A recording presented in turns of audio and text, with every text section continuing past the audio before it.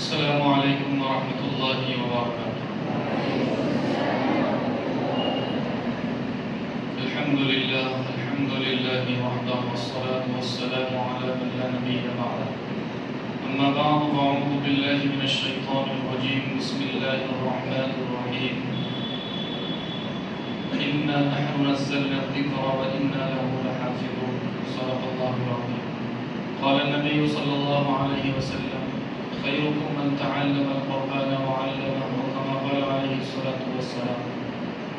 وقال رسول الله صلى الله عليه وسلم: من قرأ حرفا من كتاب الله فله حسنة، والحسنة بعشر أمثالها، أو كما قال عليه الصلاة والسلام۔ قابل قدر علماء کرام، حاضرین مجلس، طلبہ عزیز، آج کی مجلس ہمارے لیے بہت ہی خوشی و مسرت کی ہے۔ اللہ رب العزت نے ایک بچے کے تکبیر قرآن کے عنوان پر ہم سب کو یہاں جمع فرمایا ہے، اور یہ ایسا موقع ہے حدیث پاک کے مطابق جس موقع پر دعائیں قبول ہوتی ہیں۔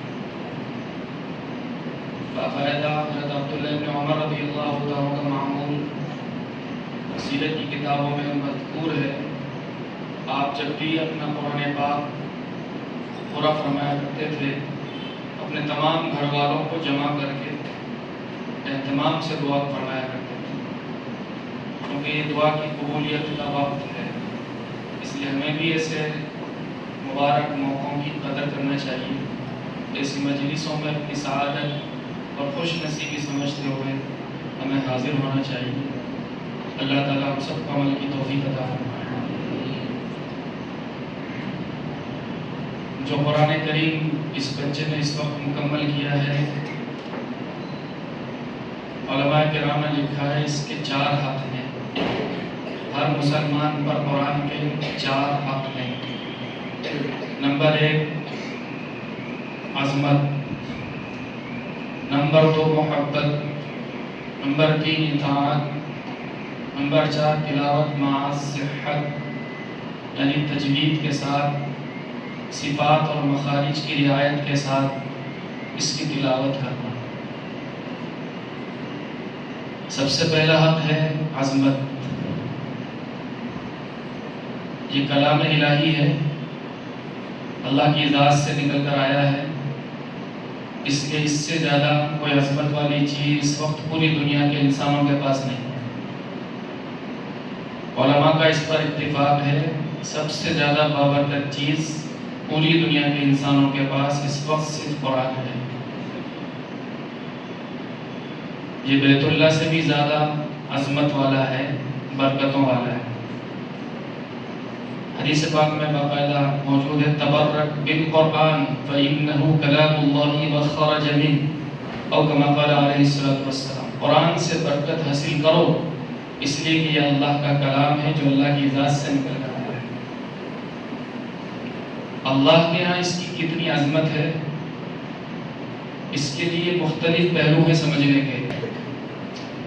سب سے پہلا پہلو تو یہ ہے کہ اللہ رب العزت نے اس کو اتارنے کے لیے سارے فرشتوں کے سردار حضرت جبرائیل علیہ السلام کا انتخاب فرمایا۔ پھر جس ذات پر اتارنا تھا اس میں بھی افضلیت ہی کو ترجیح دی، اور سارے نبیوں اور رسولوں اور ساری کائنات کے سردار فخر دو عالم جناب محمد رسول اللہ صلی اللہ علیہ وسلم پر اتارا۔ پھر جتنی بھی راتیں ہیں ان تمام راتوں میں اس رات میں اتارا جو ساری راتوں کی سردار تھی، لیلۃ القدر۔ مہینوں میں اس مہینے کا انتخاب کیا جو سارے مہینوں کا سردار تھا، رمضان المبارک۔ صرف اس بات کو سمجھنے کے لیے کافی ہے کہ اللہ کے یہاں کتنی عظمت والی کتاب ہے، کتنا عظمت والا کلام ہے۔ پھر اسی کے ساتھ ساتھ قرآن پاک میں اللہ رب العزت نے اس کی عظمت سمجھانے کے لیے ایک جگہ فرمایا، جب یہ پڑھا جائے، جب اس کو چھونے کا موقع آئے تو خبردار بے وضو اور ناپاکی کی حالت میں سے کوئی چھو نہیں سکتا۔ یہ دنیا کی واحد کتاب ہے جس سے بغیر وضو کے چھونے کی اجازت نہیں ہے۔ لا یمسہ الا المطہرون، صرف پاک لوگ اور باوضو لوگ ہی اس کو ہاتھ لگا سکتے ہیں۔ جب اس کو پڑھا جائے پھر اس کا ادب سکھایا۔ وَإِذَا قُرِئَ الْقُرْآنُ فَاسْتَمِعُوا لَهُ وَأَنصِتُوا لَعَلَّكُمْ تُرْحَمُونَ، جب یہ پڑھا جائے تو تم شور شرابہ مت کرو، اپنی باتیں مت کرو، بلکہ پوری توجہ کے ساتھ، پورے غور کے ساتھ اسے سنو، اس کی طرف متوجہ رہو۔ تم سننے کا حق ادا کرو گے تو تم پر رحمتوں کی ہم بارشیں کریں۔ پھر جب پڑھنے کا موقع آیا تو پھر ادب سکھایا۔ یہ رویل کلام ہے، شاہی فرمان ہے، اس لیے اسے اپنے طور پر من چاہے طریقے پر مت پڑھو۔ کوئی گانے کے طرز میں، کوئی قوالی کے طرز میں اس کو پڑھنے لگ جائے، یہ اس کے شاعر شان نہیں ہے۔ اسے کیسے پڑھنا ہے ہم تمہیں بتا رہے ہیں۔ وَرَتِّلِ الْقُرْآنَ تَرْتِيلًا، قرآن کو ترتیل سے پڑھیے۔ حضرت علی رضی اللہ عنہ سے پوچھا گیا ترتیل کسے کہتے ہیں؟ آپ نے فرمایا تجوید الحروف و معرفت الوقوف، حروف کے مخارج کے ساتھ اور پڑھتے پڑھتے درمیان میں سانس توڑنے کے، وقف کرنے کے جو قواعد اور ضوابط ہیں ان کی رعایت کے ساتھ پڑھیے۔ یہ اس کے آداب سکھائے جا رہے ہیں۔ یہ رویل ہے، شاہی فرمان ہے، اس لیے اللہ رب العزت نے اس کو اتار کر ساتھ کے ساتھ اس کو چھونے کے، اس کو سننے کے اور اس کو پڑھنے کے آداب بھی بیان کیے۔ اسی طرح اللہ کے نبی صلی اللہ علیہ وسلم نے فرمایا یہی وہ دنیا کی واحد کتاب ہے جس کو سمجھ کر پڑھو تو بھی عبادت ہے اور بے سمجھے پڑھو تو بھی عبادت ہے۔ من قرأ حرفا من کتاب اللہ فلہ حسنہ، جو ایک حرف پڑھے گا اس کا، اس کو اللہ رب العزت ایک نیکی دیں گے اور ایک کو اس کا 10 گنا کر کے دیں گے۔ تو اگر کوئی الف لام میم پڑھتا ہے تو اس کو اللہ رب العزت 30 نیکیاں عطا فرمائیں۔ الف لام میم ہے، یاسین ہے اور جتنے بھی حروف مقطعات ہیں قرآن پاک میں، ان کی تفسیر، ان کا صحیح مفہوم اور معنی اور مراد کسی کو بھی معلوم نہیں ہے سوائے اللہ کے۔ تو سمجھ میں نہیں آ رہا ہے لیکن پھر بھی اس پر اللہ اجر دیں گے۔ اس لیے وہ بہت سے نادان لوگ جو یوں کہتے ہیں کہ کالے اکشر بھینس برابر، یعنی بے سمجھے پڑھنا کوئی فائدہ مند نہیں ہے، یہ ان کے ناقص العلم ہونے کی نشانی ہے۔ انہوں نے قرآن کو، کلام الہی کو بھی عام کتابوں کی طرح سمجھ لیا، جبکہ یہ اللہ کا کلام ہے جہاں اس کے معانی مقصود ہیں وہیں اس کے الفاظ بھی مقصود ہیں۔ اس لیے اللہ تعالیٰ اپنے نبی سے کہہ رہے ہیں اُتْلُ مَا أُوحِیَ إِلَیْکَ، نبی جی جو کتاب آپ کی طرف وحی کی گئی ہے اس کی تلاوت کیجیے۔ خود نبی کو اس کی تلاوت کا حکم ہے۔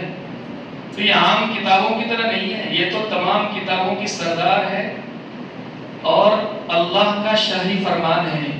اس لیے سمجھ کر پڑھو تو بھی عبادت ہے اور بے سمجھے پڑھو تو بھی عبادت ہے۔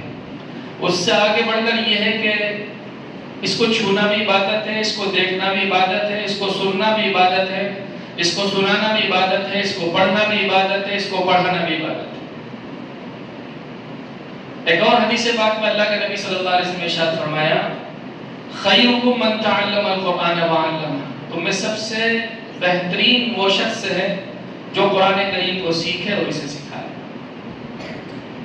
یہ ایسی سند ہے، یہ ایسی مہر ہے جو دنیا میں کسی بھی کتاب پڑھنے اور پڑھانے والے کے لیے نہیں ہے، یہاں تک کہ حدیث پڑھانے والے کے لیے بھی نہیں ہے۔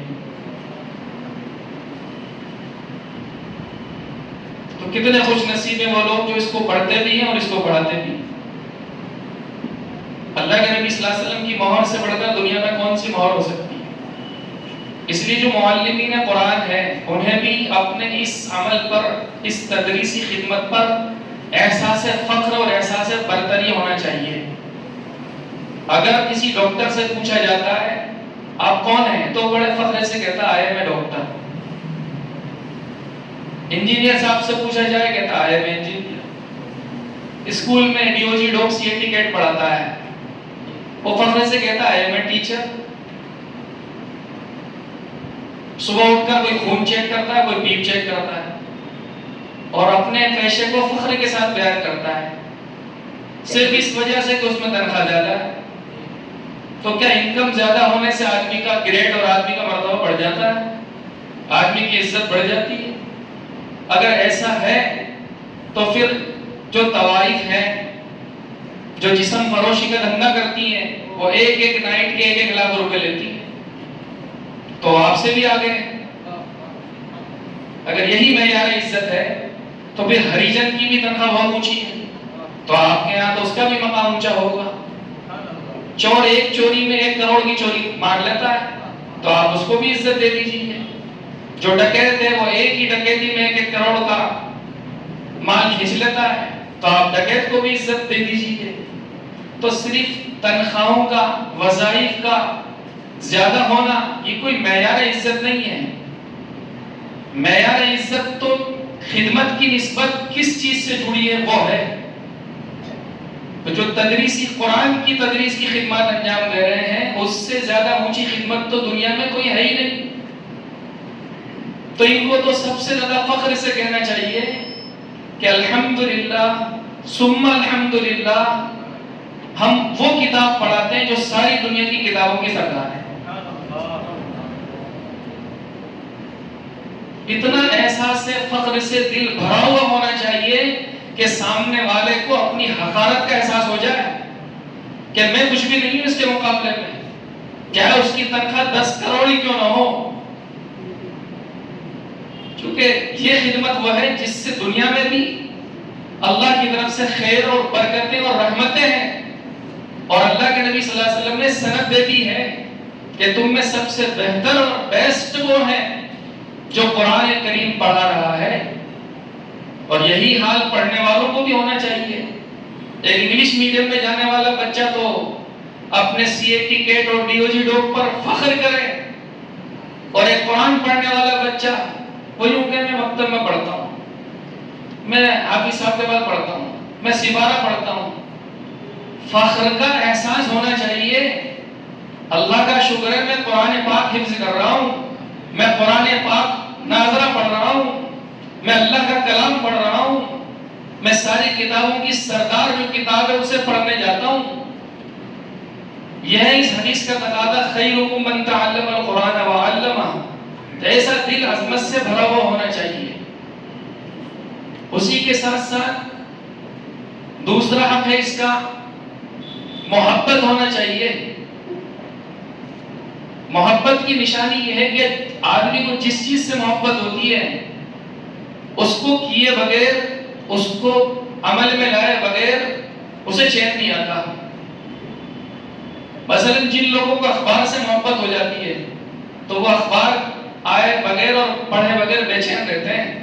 انہیں نہ کھانا اچھا لگتا ہے نہ انہیں چائے اچھی لگتی ہے. دن بھر یہی گاتے رہتے ہیں کہ آج اخبار نہیں آیا, آج اخبار نہیں آیا. جنہیں بیڑی سگریٹ سے محبت ہو جاتی ہے انہیں بیڑی سگریٹ نہ ملے تو بے چینی ہوتی. اور آج کل تو موبائل ہے ہی سب کے پاس, سب کچھ ہو موبائل نہ ہو تو بے چینی. اس سے اندازہ ہوتا ہے کہ کتنی محبت ہے. دو دوستوں آپس میں محبت ہو جائے تو جب تک وہ اس کی زیارت نہ کر لے, اس سے گفتگو نہ کر لے, اسے چین نہیں آتا.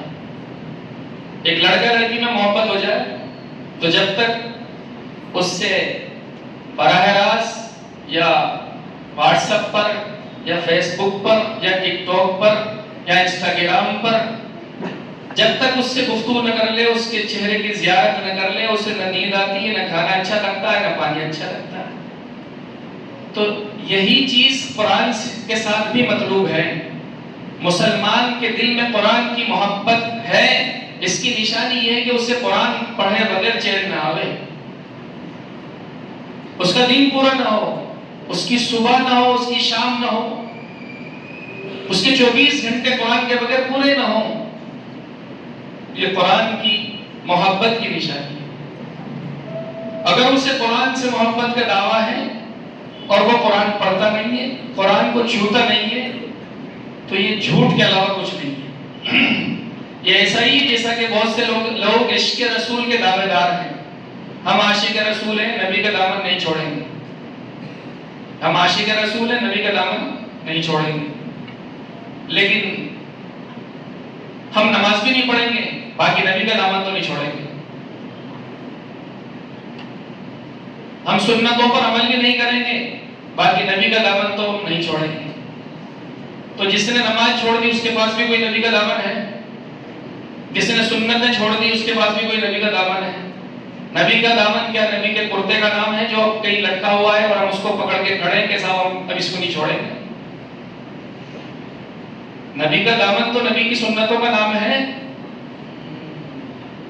فرائض کا نام ہے۔ جو سنتوں پر عامل ہے وہ نبی کے دامن کو پکڑے ہوئے ہیں، جو سنتوں پر عامل نہیں ہے وہ نبی کے دامن کو کب سے چھوڑے ہوئے ہیں۔ وہ جتنے چاہے کلر لگا لے، جتنے چاہے جھنڈے لگا لے، جھنڈیاں لگا لے، جتنے چاہے دعوے کر لے، جتنے چاہے چھٹی منا لے، دیگیں چڑھا لے، جلسے کر لے، جلوس کر لے، جتنے چاہے من گھڑت طور طریقے اختیار کر لے، لیکن یہ عشق رسول میں اللہ اور اس کے رسول کے یہاں سچے ثابت نہیں ہو سکتے۔ اس لیے کہ خود اللہ کے نبی صلی اللہ علیہ وسلم کا ارشاد ہے، من احیا سنتی فقد احبنی ومن احبنی کان معی فی الجنہ۔ جس نے میری سنت کو زندہ کیا اس نے مجھ سے محبت کی، اور جس نے مجھ سے محبت کی وہ جنت میں میرے ساتھ ہوگا۔ اور دوسری حدیث پاک میں ارشاد ہے، النکاح من سنتی، تو سب جانتے ہیں، سارے دولہے اس کو تو بہت رغبت سے سنتے ہیں، اور قاری صاحب کے سامنے اس حدیث کو سننے کے لیے بے چین و بے قرار رہتے ہیں، لیکن اس کے بعد جو قاری صاحب دوسری حدیث پڑھتے ہیں اس کو نہ سننے کے لیے تیار، نہ اس پر عمل کرنے کے لیے تیار۔ دوسری حدیث کہتے ہیں قاری صاحب، قاضی صاحب، وَمَنْ رَغِبَ عَنْ سُنَّتِي فَلَيْسَ مِنِّي، جس نے میری سنت سے اعراض کیا وہ میرے عاشقوں میں سے نہیں ہے، وہ میرے ماننے والے، میرے چاہنے والوں میں سے نہیں ہے۔ تو اس طرف نہ تو دولہے کی نہ براتیوں کی کوئی توجہ نہیں ہوتی۔ تو خود اللہ کے نبی فرما رہے ہیں، آپ چاہے کتنے دعویٰ کر لیں، لیکن اگر آپ سنتوں پر عامل نہیں ہیں تو آپ میرے عاشق نہیں ہو سکتے۔ بس یہی حال یہاں پر عشق قرآن کا ہے۔ چاہے کوئی کتنے ہی عشق قرآن کے دعوے کر لے، لیکن اگر وہ قرآن نہیں پڑھتا ہے تو وہ عاشق قرآن، وہ محب قرآن نہیں ہو سکتا۔ اس لیے دوسرا اپنے قرآن سے ہمیں محبت ہو۔ تیسرا اپنے قرآن پاک کا اس کی اطاعت ہو۔ اطاعت کا مطلب یہ ہے کہ اس کے پیچھے چلا جائے، اس کو امام بنایا جائے، اس کو اپنا قائد اور اپنا رہبر بنایا جائے، اپنے معاملات میں، اپنی معاشرت میں، اپنے اخلاق میں، اپنی عبادات میں، اپنے عقائد میں جو قرآن کہہ رہا ہے اس کو اختیار کیا جائے، وہاں اپنے آپ کو مکمل سرنڈر کر دیا جائے، حوالے کر دیا جائے۔ یہ قرآن کی اطاعت کا تقاضا ہے۔ اگر قرآن کچھ اور کہہ رہا ہے اور یہ کچھ اور کر رہا ہے تو یہ قرآن کا حق ادا نہیں کر رہا ہے۔ افسوس یہ ہے کہ قرآن آیا تھا عمل کے لیے، یہ کتاب عمل ہے، کتاب ہدایت ہے، لیکن مسلمانوں نے اس کو یا تو کتاب شفا بنا دیا، یا کتاب برکت بنا دیا، یا کتاب جھاڑ پھونک بنا دیا، یا کتاب اوپننگ بنا دیا، یا جلدی سے مارنے والی کتاب بنا دیا۔ کوئی بیمار ہو تو وہ امام صاحب کے پاس آ کے کہتا ہے، امام صاحب دم کر دیجئے، پھونک دیجئے، سر میں درد ہو رہا ہے۔ تو یہ قرآن بیماروں کو ٹھیک کرنے والی کتاب ہو گئی۔ کسی پر جنات آ گیا تو قرآن پڑھ کر وہ دم کروا رہا ہے، تو یہ جنات اتارنے کی کتاب ہو گئی۔ کوئی مر رہا ہے، جلدی سے حافظ صاحب کو بلا کے لاؤ، یاسین شریف پڑھیں تاکہ جلدی سے مرے، جلدی سے سانس پوری ہو جائے، تو یہ مارنے کی کتاب ہو گئی۔ کسی کا بخار نہیں جا رہا تو آ کے کہہ رہے امام صاحب کو تعویذ بنا دو، 5 دن ہو گئے بخار نہیں جا رہا ہے، بچہ اوپر اوپر دیکھ رہا ہے، نیچے ہی نیچے دیکھ رہا ہے، دودھ ہی نہیں پی رہا ہے، دودھ ہی نہیں آ رہا ہے، بہت کم آ رہا ہے، تو کوئی تعویذ بنا دو۔ تو یہ تعویذ کی کتاب ہو گئی۔ مکان بن کے تیار ہوا، دکان خرید لی، دکان بن گئی، مال ڈل گیا، تو حافظ صاحب کو یا قرآن کھانے والی ٹیم کو بلا دو، تو وہ قرآن پڑھ لے تاکہ یہ برکت ہو جائے، یہ کتاب میں برکت ہو گئی۔ یہ سب چیزیں قرآن پاک کا حق ادا نہیں کرتی ہیں۔ یہ سب جائز ہے اپنی جگہ، لیکن صرف قرآن کو انہی چیزوں کے لیے خاص کر لینا، قرآن کے معاملے میں انہی چیزوں پر قناعت کر لینا، یہ قرآن کے ساتھ وفا نہیں ہے، جفا ہے۔ یہ قرآن کے ساتھ کھلواڑ ہے، قرآن کے ساتھ تماشا ہے۔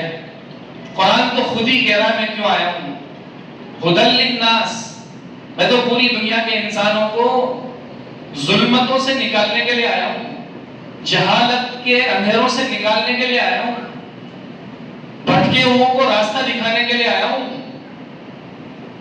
بھٹکی ہوئی انسانیت کو صراط مستقیم دکھانے کے لیے، مخلوق کو خالق سے جوڑنے اور ملانے کے لیے آیا ہوں، جہنم سے بچانے کے لیے اور جنت میں داخل کروانے کے لیے آیا ہوں۔ تو قرآن تو خود اپنا مقصد بیان کر رہا ہے کہ میں دنیا میں کتاب ہدایت بن کر آئی، میرا وجود، میرا نزول کتاب ہدایت کے طور پر ہے۔ جس طرح دنیا میں کوئی جیسے یہ کولر رکھا ہوا ہے، تو جب کولر آئے گا خریدے گا کوئی تو اس کے ساتھ اس کی گائیڈ بک بھی آتی ہے، اس میں لکھا ہوا ہوتا ہے اس کو آن کہاں سے کیا جائے گا، آف کہاں سے کیا جائے گا، کتنے گھنٹے چلے گا، اس کی موٹر کتنے گھنٹے کام کرے گی، پانی کہاں سے ڈلے گا، سب چیزیں اس گائیڈ بک میں لکھی ہوئی ہوتی ہے۔ اگر اس کے مطابق اسے استعمال کیا جاتا ہے تو یہ لانگ لائف چلتا ہے، اور اگر اس کے خلاف اسے استعمال کیا جائے، اس میں لکھا ہے پانی سے چلے گا، آپ اس میں تیل ڈال دیں، آپ اسے بغیر پانی کے چلا دیں، تو یہ 6 مہینے کی جگہ 1 ہی مہینے میں ختم ہو کے کباڑی کے پاس چلا جائے گا۔ اسی طرح قرآن کتاب ہدایت ہے، یہ اس لیے آیا ہے تاکہ لوگوں کو راستہ دکھائے۔ اگر انسان اپنے لیے اس کو کتاب ہدایت بنا کر اس کے ساتھ معاملہ کرے گا، اس کے مطابق اپنی آنکھوں کا استعمال، کانوں کا استعمال، زبان کا استعمال، ہاتھوں کا استعمال، پاؤں کا استعمال، اپنے معاملات، اپنی معاشرت، اپنے اخلاق، اپنی عبادات کو اس کے مطابق انجام دے گا، تو یہ اس کی ہر چیز میں برکتوں کا سبب بن جائے گا، اس کی صحت میں، اس کی جان میں، اس کے مال میں، اس کی عمر میں، اس کی اولاد میں، اس کی ہر چیز میں برکتوں کا سبب بن جائے گا۔ اور اگر اس نے اس کے خلاف اپنے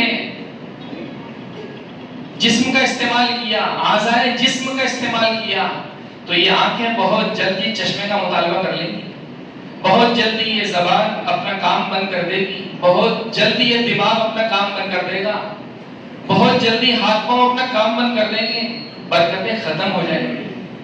اس لیے سب سے زیادہ برکت کی چیز مسلمانوں کے پاس قرآن مجید ہے، تو اس کا حق یہ ہے کہ اس کی اطاعت کی جائے۔ چوتھا حق قرآن پاک کا یہ ہے کہ اس کو تجوید و صحت کے ساتھ پڑھا جائے۔ صحت کا مطلب مخارج کے ساتھ، اس کو پڑھنے کے جو اصول و ضوابط ہیں ان کے ساتھ پڑھا جائے۔ قرآن دنیا کی واحد کتاب ہے جس کو پڑھنے کے جتنے اصول اور قوانین مرتب کیے گئے اور لکھے گئے ہیں، اتنے پوری دنیا میں کسی کتاب کو پڑھنے کے نہیں لکھے گئے۔ جس زمانے میں سن 2000 میں ہم دارالعلوم دیوبند میں پڑھتے تھے، قاری ابو الحسن اعظمی دامت برکات رحمۃ اللہ علیہ ہو گئے، اس زمانے میں وہ شیخ القراء تھے، 51 کتابیں انہوں نے تجوید پر اس زمانے میں لکھ دی تھی، ایک عالم کی 51 کتابیں۔ اس کے علاوہ دنیا میں کتنے قراء ہیں، ماہرین قرآن ہیں جنہوں نے کتابیں لکھی ہیں فن تجوید پر، لائبریریاں بھری ہوئی ہیں۔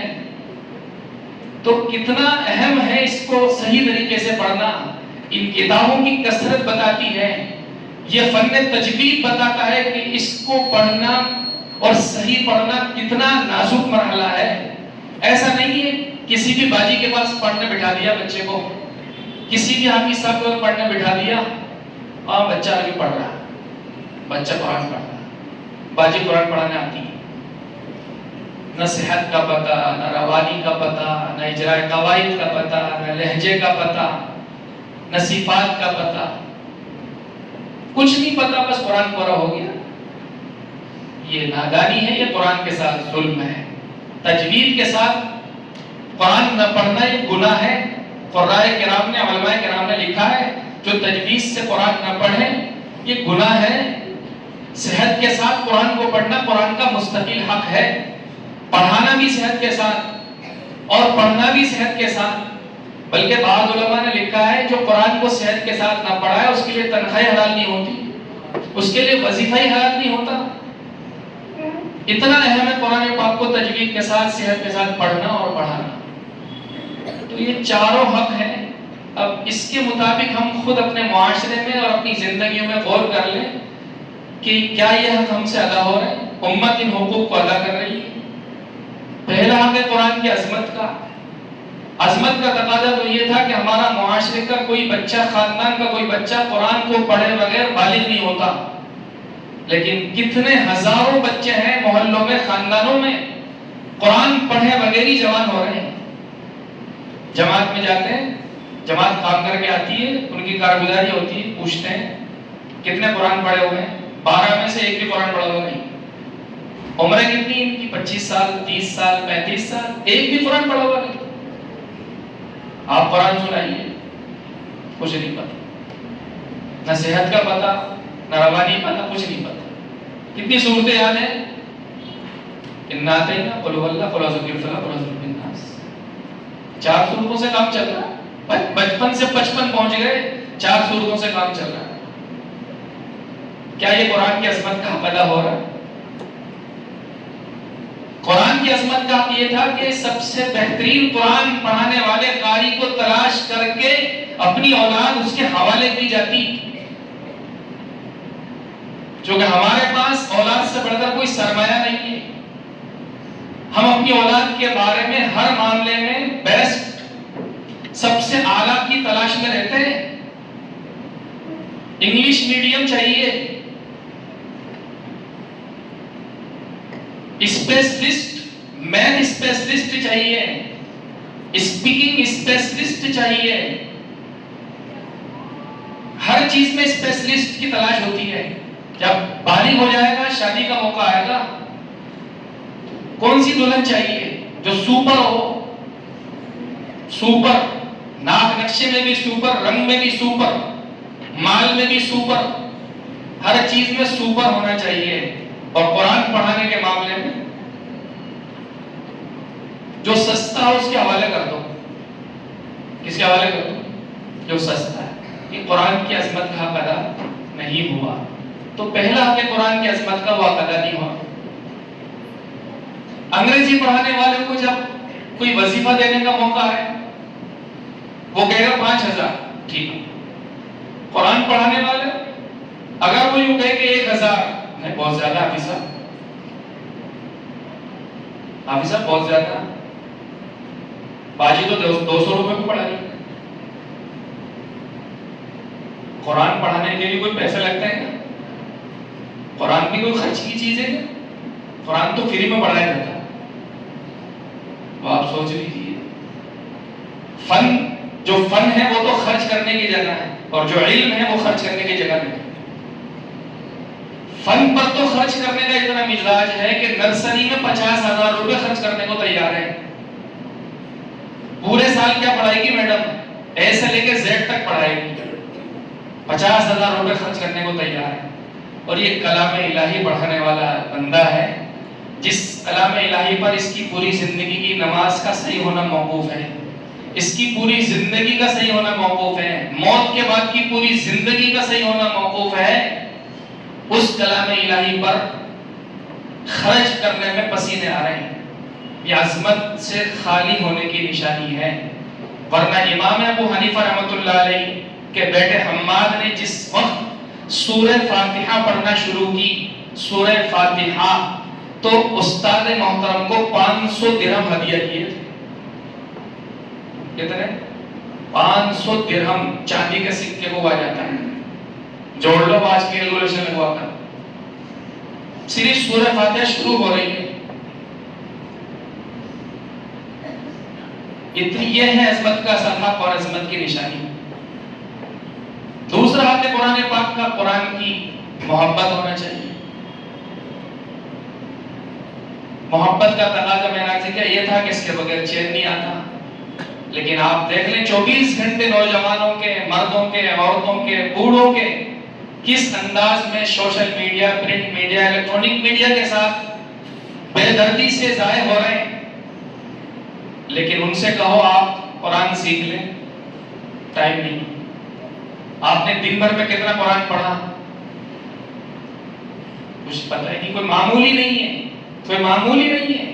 جبکہ ہمارے اکابرین وہ تھے جو عاشق قرآن تھے، وہ تھے بہت بڑی تعداد ان کی تھی جو 3 دن میں قرآن پورا کرتی تھی، یعنی روزانہ کے 10 پارے.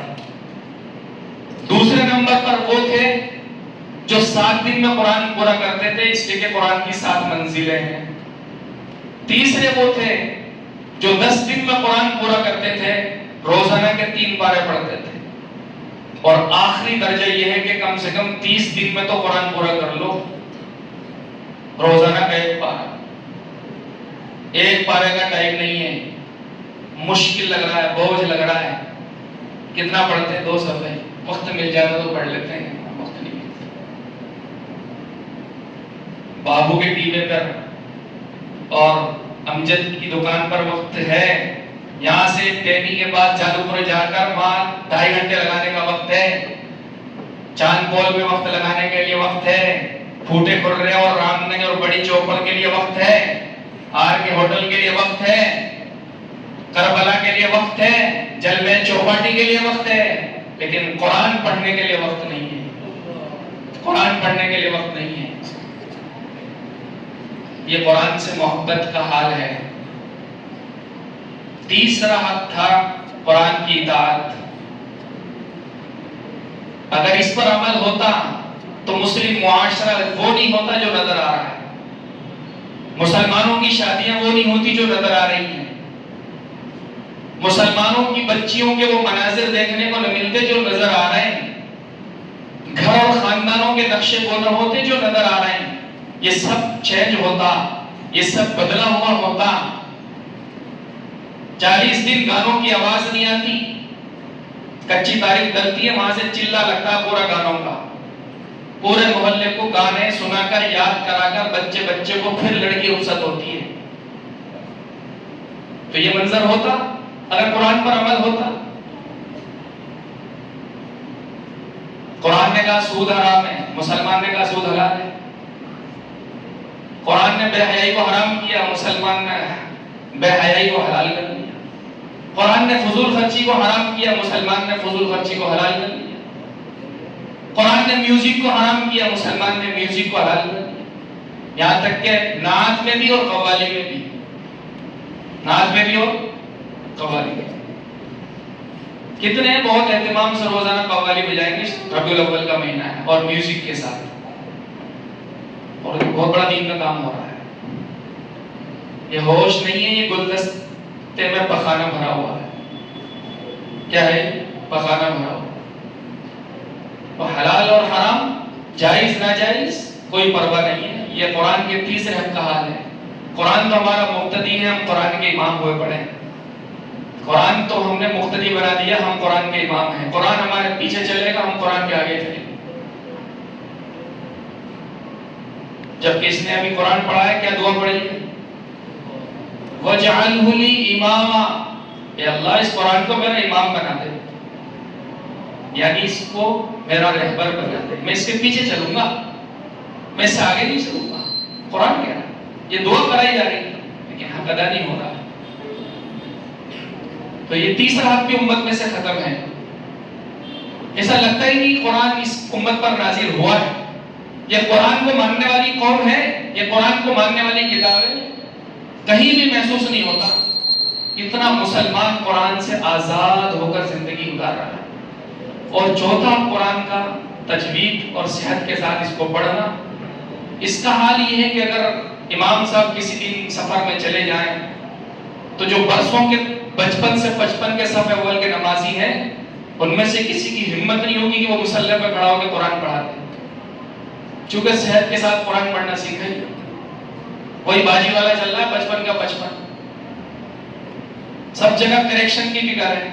کریکشن، جنم پرمان پتر میں کریکشن چاہیے، آپ کے آدھار کارڈ میں کریکشن، آپ کے لائسنس میں کریکشن، آپ کی ٹی سی میں کریکشن، آپ کے پین کارڈ میں کریکشن، آپ کے پاسپورٹ میں بھی کریکشن چاہیے. اس کریکشن کے لیے وہ 10 چکر لگانے کو تیار ہیں، ہزاروں روپے خرچ کرنے کو تیار ہیں، لیکن قرآن صحت کے ساتھ پڑھانے والے موجود ہیں. منہ میں دانت بھی موجود ہے اور پیٹ میں آنت بھی موجود ہے، صحت بھی موجود ہے، وقت بھی موجود ہے، لیکن قرآن صحت کے ساتھ پڑھنے کو تیار نہیں. کیا یہ حق ادا ہو رہا ہے قرآن کو صحت کے ساتھ پڑھنے کا؟ اپنے بچوں کو قرآن کو صحت کے ساتھ پڑھانے کا جذبہ امت میں ہے. بہت بڑی تعداد امت کی ٹیوشن سینٹروں پر مطمئن ہے. آپ اس صاحب آتے ہیں، بچیاں قرآن پڑھتی ہیں، بچے قرآن پڑھتے ہیں. میں آپ سے مبالغہ کر نہیں ہے، یہ ریئلٹی اور سچائی عرض کر رہا ہوں. 99% ٹیوشن سینٹروں پر قرآن برباد ہو رہا ہے. یہ قرآن کے بربادی سینٹر ہیں. آدھے گھنٹے میں 4 جگہ ٹیوشن ہو رہا ہے، آدھے گھنٹے میں 4 جگہ ٹیوشن. صحت کے ساتھ کیوں پڑھائے گا؟ نہ تو منتھلی ٹیسٹ، نہ ششماہی امتحان ہاف ایئرلی، نہ ایئرلی، نہ اس کو کوئی چیک کرنے والا ہے. جب پورا کر دے جائے مٹھائی کا ڈبہ حاضر ہے، جوڑا حاضر ہے، اور مالائیں کی گلپوشیاں حاضر ہیں. تو یہ صحت کے ساتھ کیوں پڑھائے گا؟ ماں باپ خوش ہے، بچے گھر میں پڑھ رہے ہیں، بچے گھر میں پڑھ رہی ہیں. اس کا ہوش نہیں ہے کہ قرآن جیسی کتاب میرا بچہ صحیح پڑھ رہا ہے کہ نہیں پڑھ رہا ہے. یہ صحت قرآن کا حق ہے، آپ اس کو صحت کے ساتھ پڑھوائیے. استاد محترم سے کہیے چاہے اس کو 3 سال لگ جائیں، چاہے مہینے کے 2000 نہیں 5000 روپے دینے پڑے، لیکن بچہ قرآن صحت کے ساتھ پڑھنا چاہیے. ایسا پڑھنا چاہیے ڈائریکٹ درجے حفظ میں جاوے، یہ ریورس نہیں ہونا چاہیے. یہ ہے قرآن کا حق، یہ ہے ورتل القرآن ترتیلا کی فہم اور اس کی سمجھ. صحابہ بڑی عمر کے تھے، بڑی عمر میں اسلام لائے. آپ دیکھیے انہوں نے کس طرح ان چاروں حقوق کو ادا کیا. وہ ہمارے لیے نمونہ ہے، قیامت تک آنے والی انسانیت کے لیے نمونہ ہے. کس طرح انہوں نے ان چاروں حقوق کو ادا کیا. قرآن کی عظمت کا حال یہ تھا، روزانہ مدینہ کے 70 انصاری صحابی ایسے تھے، عشاء ہوتے ہی دن بھر تو پہاڑوں میں جنگلوں میں لکڑیاں کاٹتے، مدینے کے بازار میں لا کر فروخت کرتے، اپنا خرچ وغیرہ چلاتے اور دیگر لوگوں پر بھی خرچ کرتے. عشاء کی نماز ہوتے ہی قاری صاحب کے پاس بیٹھ کر پوری رات قرآن سیکھتے تھے. یہ تھا عظمت کا حق. محبت قرآن کی ایسی، پوری رات قرآن سے آباد. ایک صحابی مدت کے بعد راہ خدا سے گھر لوٹے. بیوی نے سوچا آج تو بہت اچھی رات کٹے گی، کچھ وہ حال دل کہیں گے، کچھ ہم حال دل کہیں گے. وہ گھر آئے، عشاء پڑھ کر 2 رکعت کی بیوی سے اجازت چاہیے، آپ کہیں تو 2 رکعت پڑھ لوں. تو بیوی نے سوچا کہ 2 منٹ میں 3 منٹ میں پڑھ کے فارغ ہو جائے. پڑھ لیجیے، پھر رات ہوگی اور ہم ہوں گے اور وہ ہوں. بڑا لطف آیا. انہوں نے 2 رکعت نماز کی نیت باندھی، قرآن پڑھنا شروع کیا. پڑھتے رہے یہاں تک کہ جب سلام پہنا تو صبح شادی ہو. تو بیوی کہنے لگی ہمارا فی کا نصیب، کیا آپ پر ہمارا کوئی حق ہی نہیں؟ کہنے لگے واللہ نصیب، خدا کی قسم میں تو بھول ہی گیا. کہنے لگے میں یہیں بیٹھی ہوں، پردہ بھی نہیں ہے، دیوار بھی نہیں ہے، کمرہ بھی حائل نہیں ہے، یہیں بیٹھی ہوں تمہارے پاس، مجھے بھول گئے. کہنے لگے جب میں نے قرآن پڑھنا شروع کیا، جنت کی نعمتوں کو میں ایسا کھویا مجھے پتہ ہی نہیں چلا کب صبح شادی ہو گئی. یہ تھا عشق قرآن، اسے کہتے ہیں محبت. ایسا اچھا قرآن پڑھنا سیکھا تھا، ایسی محنت کی تھی قرآن پر. آسمان کے فرشتے ان کا قرآن سننے کے لیے زمین پر اترتے تھے. جن کا قرآن سننے کے لیے فرشتے آ رہے ہوں، سوچو ان کا معیار کتنا اونچا ہو،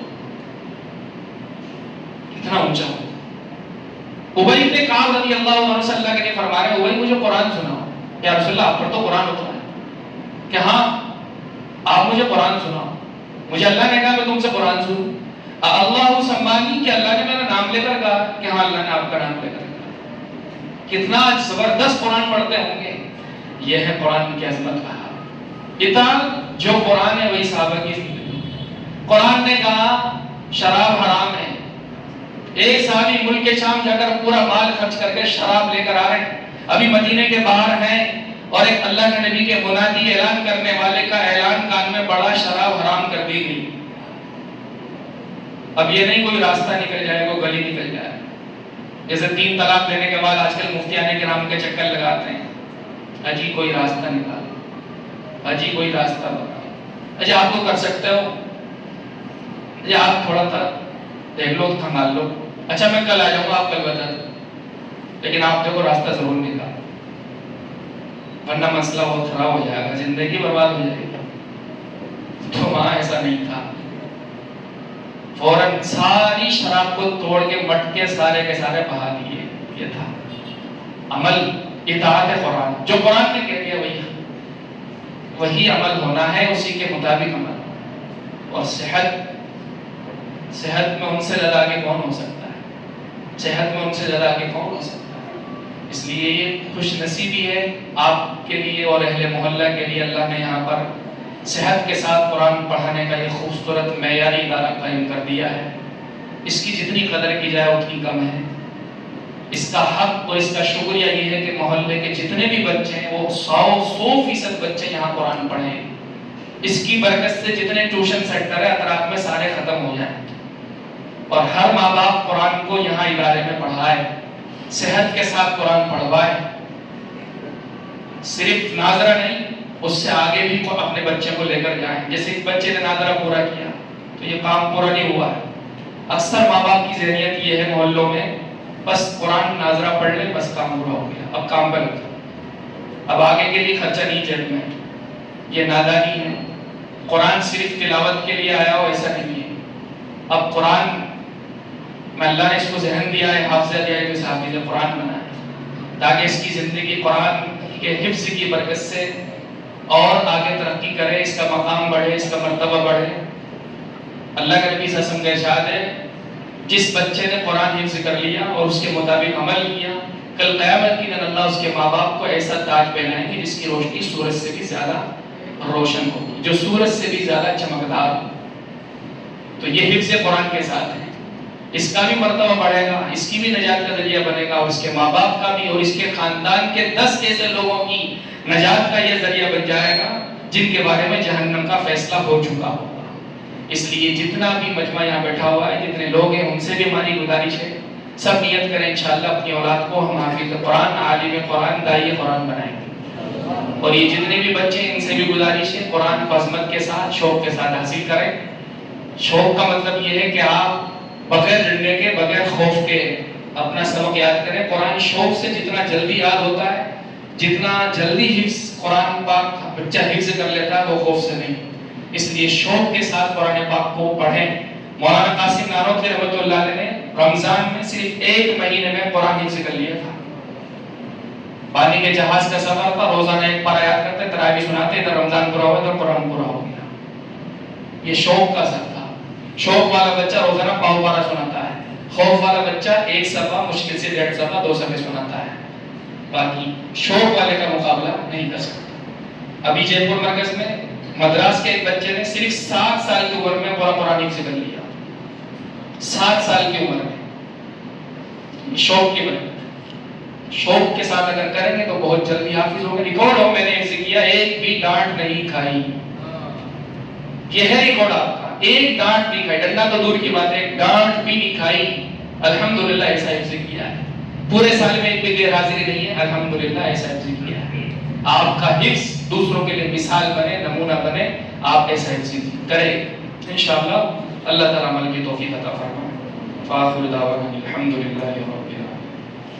اللہ لا الہ الا اللہ الحلیم الکریم، سبحان اللہ رب العرش العظیم، الحمدللہ رب العالمین، صلی اللہ علی محمد وآلہ صلی اللہ علیہ وسلم۔ یا رب کریم بے شک گنہگار ہیں، خطاکار ہیں، سیاکار ہیں، ہمارے گناہوں کو معاف فرما، ہماری لغزشوں کا گزر فرما، جو کچھ کہا گیا سنا گیا عمل کی توفیق عطا فرما۔ رب کریم قرآن کے ان 4 حقوق کو ہمیں ادا کرنے کی توفیق عطا فرما۔ ہم بہت کوتاہ ہیں، مجرم ہیں، رب کریم اقراری مجرم ہمیں معاف فرما دے۔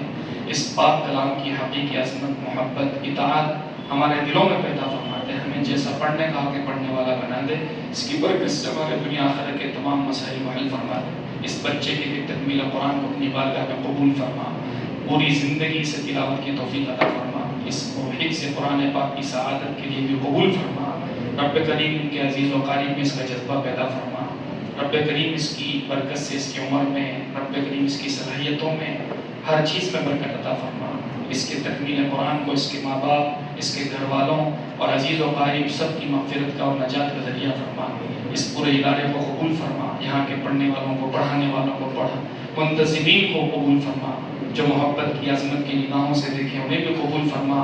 اور رب کریم ان کی نسلوں میں قرآن کا سلسلہ جاری فرما، علم کا سلسلہ جاری فرما. اس ادارے کی برکت سے پورے محلے میں خصوصی رحمتیں برکتیں نازل فرما.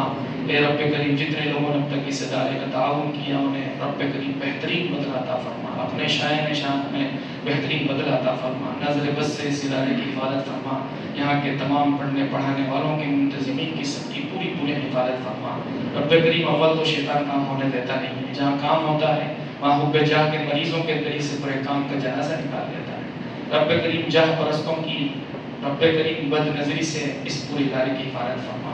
رب کریم سب میں خلوص للہیت عطا فرما. سب میں خلوص للہیت عطا فرما. پورے ملک میں چلنے والے تمام اداروں کی حفاظت فرما. دن دنیا راتوں میں ترقی عطا فرما. تمام ضروریات کا خزانہ کیف تکفر فرما. ہماری ٹوٹی پھوٹی دعاؤں کو میں اپنے فضل و کرم سے حضور کے صدقے قبول فرما. وصلی اللہ تعالی علی خیر خلقہ محمد و آلہ و صحبہ اجمعین.